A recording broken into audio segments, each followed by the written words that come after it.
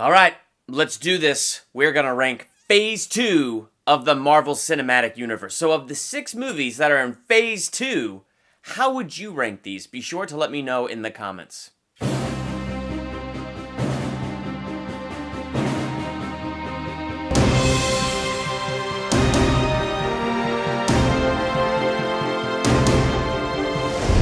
Welcome to Durbania, I'm Durbin, and this is my ranking of Phase 2 of the Marvel Cinematic Universe. Last week, I ranked Phase 1. You can click that link, and you can go check that out. So that's how I ranked the first 6 movies in the Marvel Cinematic Universe.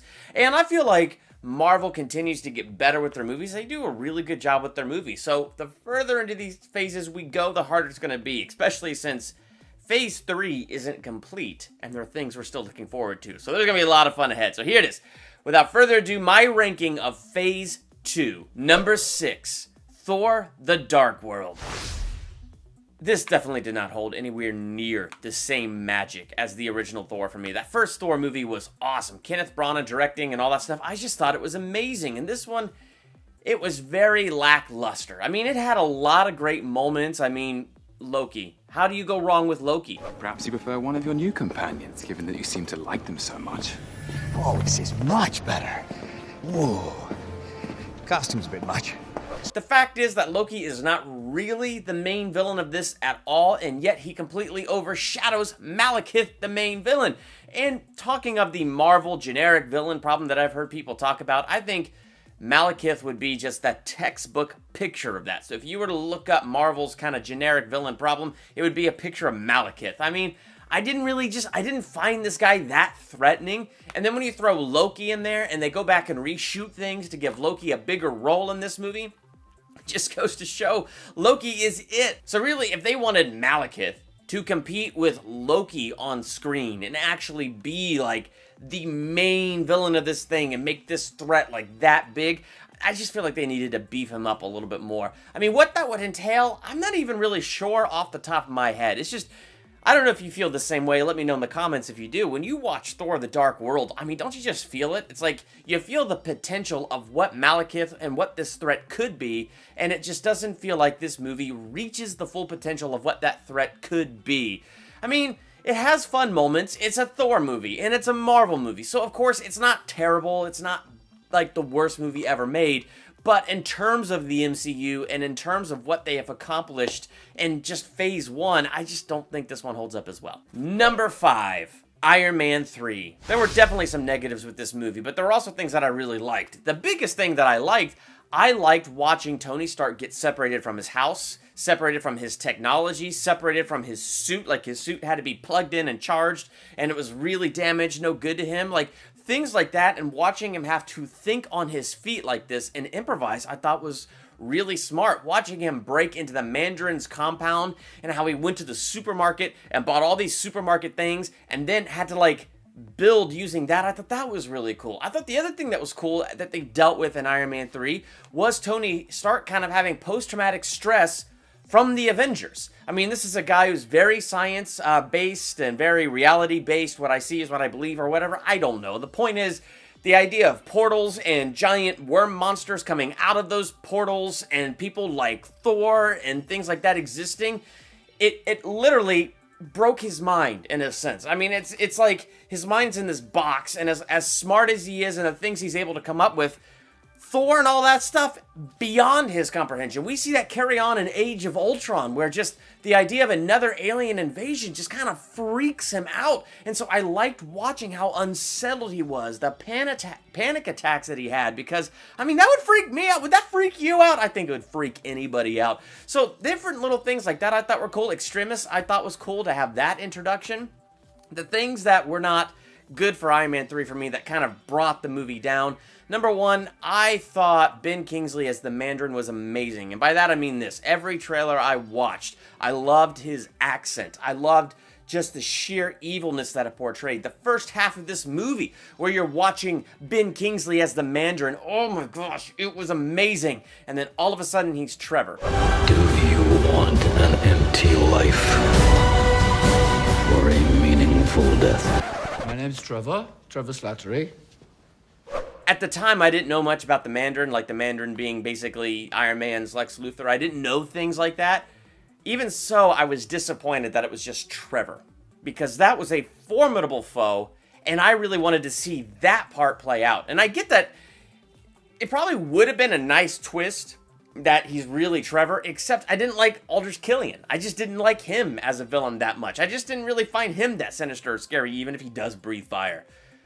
Which actually turned out to be kind of cheesy for me. But the point is I was not a big fan of that. So even if they were going to try to make it work, that this amazing actor, Ben Kingsley, is not really the Mandarin, he's this other dude, Trevor, and they're going to make that funny and give us this great big twist, the fact that now it's Aldrich Killian that has to take his place, that didn't really work for me. To me, those were some of the biggest elements that just bogged down Iron Man 3 and why Iron Man 3 isn't higher on my list. Number 4, Ant-Man. I went into this movie with no expectations whatsoever. I just thought this was going to be terrible. I mean, I watched that Avengers animated series from like Disney or something whenever they pop up new seasons on Netflix. Like, I enjoyed that animated Avengers show, Earth's Mightiest Heroes. Did not like Ant-Man on that show. I've never been an Ant-Man fan, never connected to Ant-Man, so when I heard they were doing this movie, I just thought, you know what, Marvel, you haven't failed me yet, so you've earned the right to take my money. When this movie comes out, I'll go. And you know what? I thought this movie was a blast. Strongest in the MCU? Definitely not, but definitely one of the funnest. I just had a whole lot more fun with this than I thought that I was gonna have. I mean, Michael Douglas in this movie was just amazing. Like, I enjoyed watching him as Dr. Hank Pym. Like, he did a great job in that role. I kind of liked, he was this hero back in the 80s. I liked the opening of this movie where it was CGI. Like, you could sort of tell it was CGI, but that's still really cool how they took the CGI and made, like, Michael Douglas look like he did back in the 80s. I thought that was really cool. Lots of cool things like that. Paul Rudd as Hank Pym, I thought was really great. I did like Michael Pena. I thought the guy was hilarious in this movie as this supporting role in the comedic relief. Is it still comedic relief when the whole movie's almost pretty much funny? I don't know. But honestly, I feel like if you go watch Ant-Man and you just go expecting to have a bunch of fun, you're going to have a bunch of fun. And so I had a lot of fun with this movie, and I had more fun with this than I thought I was going to have. Number 3, Avengers: Age of Ultron. What is it with me in Avengers movies falling at number 3? Because I always think I'm going to rank the Avengers movies higher, and you know what? I'm going to be honest with you. I hope this is not blasphemy, but if it is, it's just an opinion on a movie. Who cares? I like this better than the first Avengers. I really do. I enjoyed Age of Ultron more than the first one. I enjoyed kind of the seeds that they sowed for Civil War and what we were going to see in Civil War. I enjoyed this movie opening with them all already together, so like no going back, how are you going to get together, how are you going to do this? No, I liked it opening, they're all together, they're going into the fray. I mean, I really liked Age of Ultron. My one, if I could call it a disappointment, but it's not really a disappointment, is in the trailer, I think they made Ultron look way more sinister. There are no strings on me. And in the movie, while he was sinister and a formidable foe, he was more comedic. But it made sense because he was made by Tony Stark. And so, a lot of Tony Stark's personality and thought process and things like that were in there, his wit, his sarcasm. So it actually made sense, which is why I say it's not really a disappointment. But I liked that scariness that was portrayed in the trailer, and some part of me wishes I got to see it that way in this movie, but nonetheless, it doesn't matter. I loved the personality of Ultron. I loved once again seeing the Avengers come together, and I loved our introduction to Scarlet Witch and Quicksilver. I thought that was a really cool introduction there. And Quicksilver died, and guess what? He's still dead!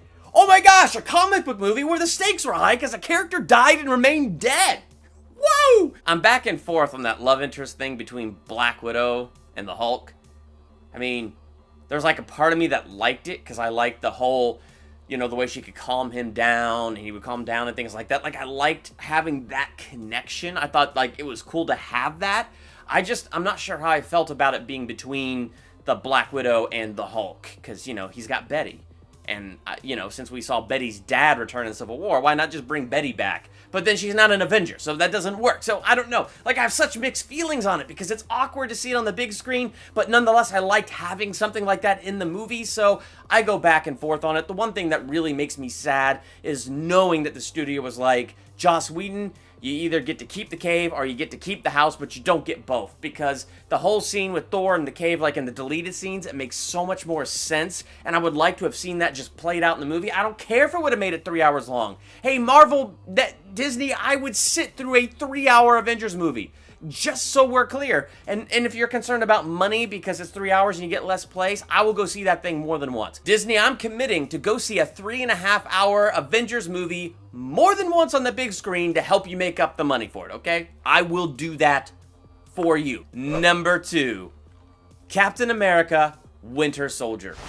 It was hard to figure out what's going to go in the number 2 and the number 1 spot. It was, because there's a lot of movies I like for a lot of different reasons.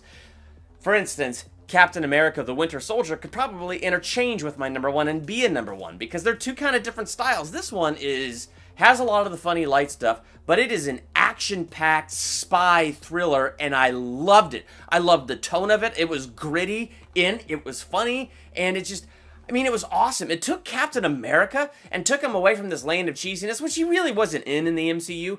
But if you could take him further from a land of cheesiness, that's what this movie did. And I already liked Captain America from the first Avenger, and I liked him from Avengers. And then once he popped up in this, oh my gosh, awesomeness. This movie was sheer awesomeness. I mean, what do you say?